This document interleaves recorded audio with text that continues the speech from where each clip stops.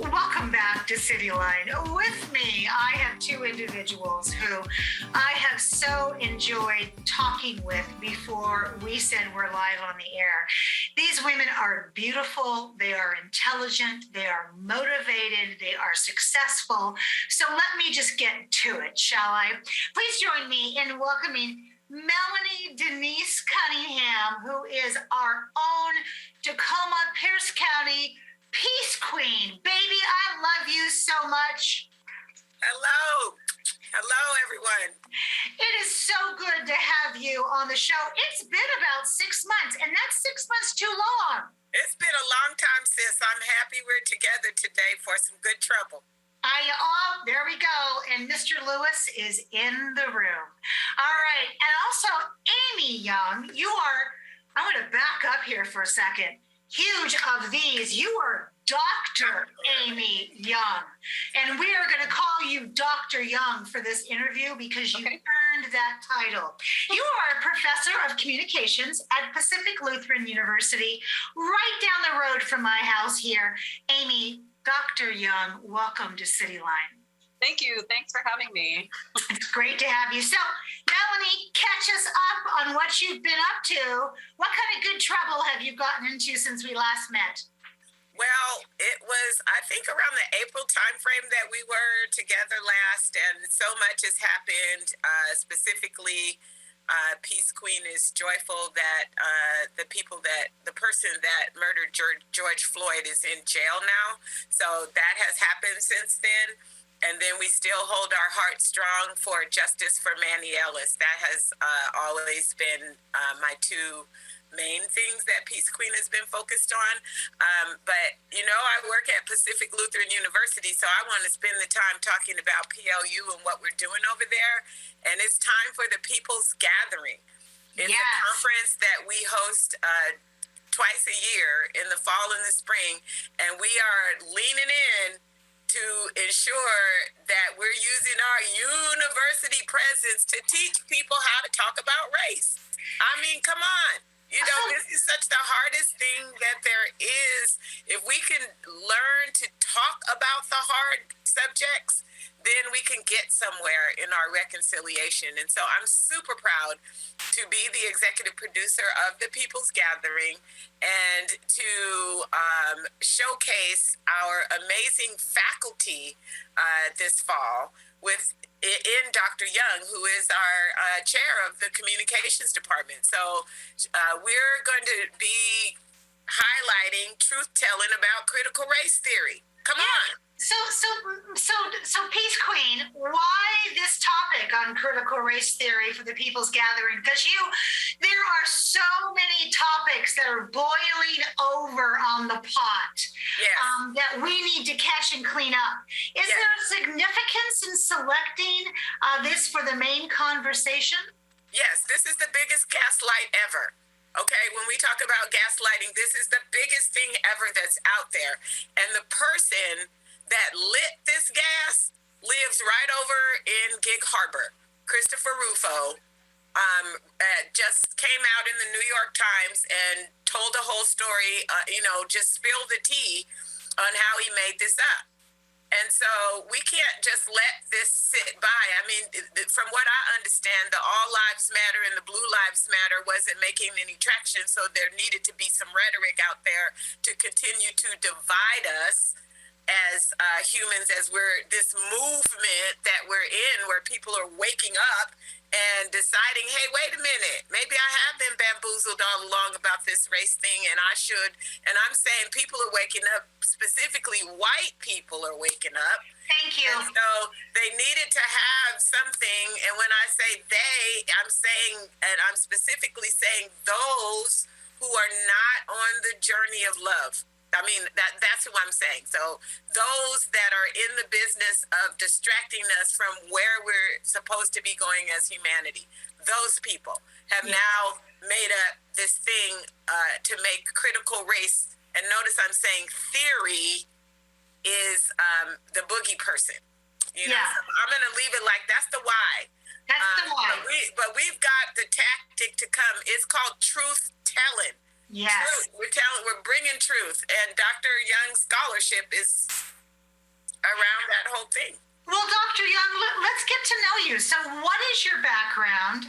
And explain what rhetoric what it is from an academic standpoint. Okay, so what's your background, babe? Dr. Young, my background is, I'm actually originally from the Pacific Northwest, but then I did my undergraduate in communication, specifically in rhetoric at Vanderbilt University in Nashville. And then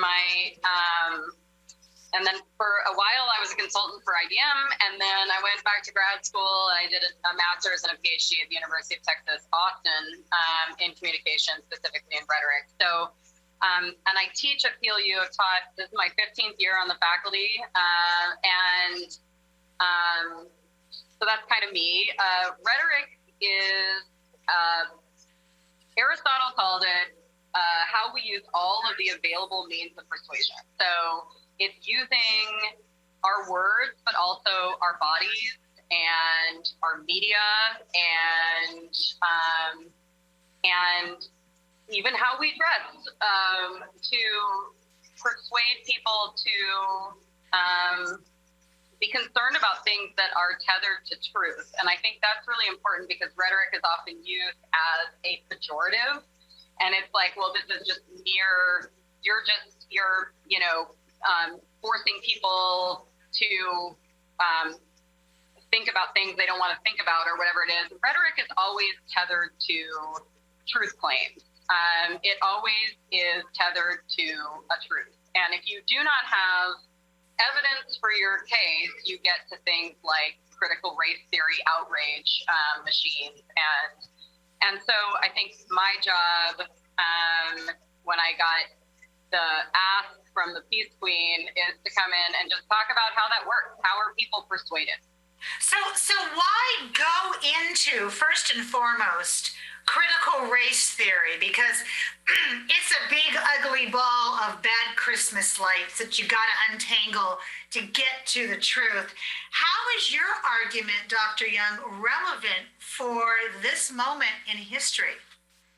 I think maybe a couple things. The first is that the words critical and theory are large words that are used in a lot of ways in academic language. And they do mean a thing. Like theorist Kimberly Crenshaw meant a thing when she theorized critical race theory. But when most people are talking critical race theory, they have no idea what they are actually talking about. So part of my job is to explain what critical race theory even is. The word critical means we're going to ask questions about power structures. That's what critique is. That's what critical theory is in general. And theory, right, is a word that just means explain and predict. It gives us an explanatory lens for saying this is how things have happened. And unless someone comes up with a better theory, it predicts how things will continue to happen. So like gravity is a theory. We don't typically wander around being like, why are we rooted to the ground? Why don't I have, Jordan's hops? And the answer is because gravity. And I'm a 46-year-old white lady. So, that's why I'm not going to get off the ground. But one, I think my job is to say, this is what critical race theory actually is. This is what the theorist thinks it is, right? And this is how, when we say critical race theory, this is what we are talking about and what we are not talking about. Because right now, people are using critical race theory as a sort of anything that you say that has anything to do with power and Blackness or anti-Blackness, particularly in this country, is somehow critical race theory. It is not. And what has happened with the way that we talk about critical race theory is that we imagine this sort of boogeyman that's out there. And I think Melanie is absolutely right that like white people are waking up, right? And some of us are waking up on the right side of this issue, and some of us are waking up on the wrong side of it, right?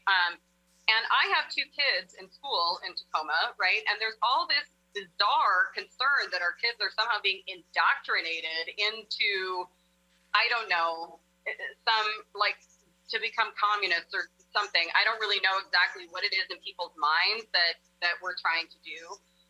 But the portrayal of the questions about critical race theory are ones that structure the entire history of the United States. We do not have a history that is outside of race. We do not have a history that is outside of these conversations. So this understanding is, if you don't talk about race in this country critically, you aren't teaching, right?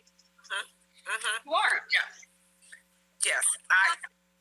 Go ahead, Melanie. I want to just jump in right there because Dr. Amy is so on point, and I just need to know, let the viewers know that the People's Gathering is designed to tell the truth.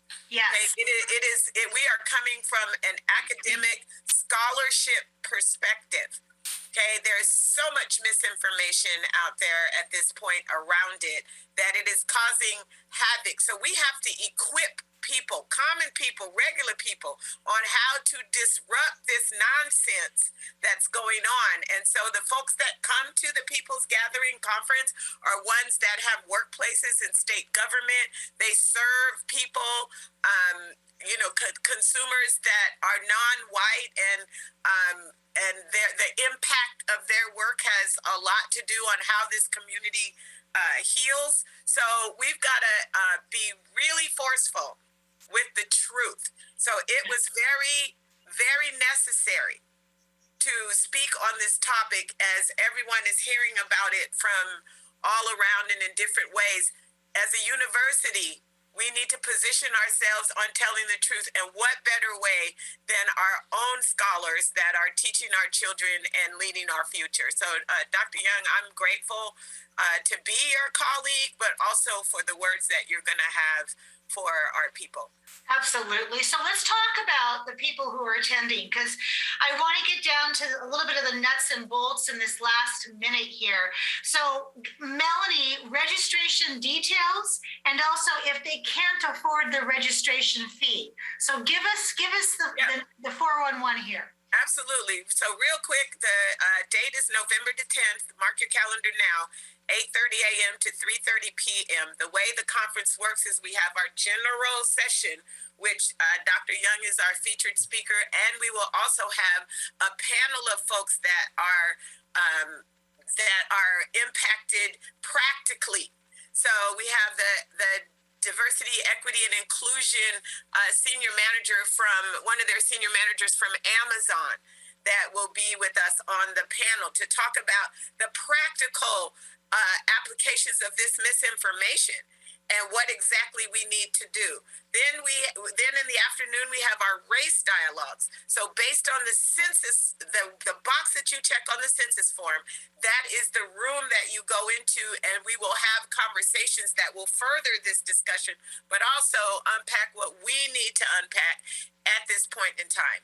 And so, and then we come back together as a group in the afternoon and we unpack everything. So it is really a fast-paced thing, but it's ways that people can just plug in if they need to plug and play that day. Registration is $69, which is very affordable for a full day of professional development training. If anyone wants to attend and that $69 is a barrier, then they are absolutely encouraged to contact me at PLU. We have scholarships for anyone that wants to attend based on our generous sponsors that help us with that. So I want to say, yep, I want to say thank you to both of you, Dr. Young and Dr. Cunningham, for being here today. Almost, Doctor. Well, okay, I'll go back. Queen Cunningham, how's that? That you definitely are. And I want to say thank you for blowing the horn of truth, for standing in this and saying, this is not right. And we have 400 years of back history to prove it. So I thank you for being truth tellers and for sharing this with everybody, and helping us to understand that we don't judge people by the color of their skin. It's the content of their heart. So thank you so much. And I look forward to seeing you there too. That wraps up another great segment of Cityline. It is always a pleasure and privilege to be in your home. We've given you some really wonderful things to think about. So go out there, be a part of the tapestry, get yourself vaccinated, wear your mask, and be a part of the solution. And when you come back, as always, I'll be waiting for you right here at Cityline. Take care.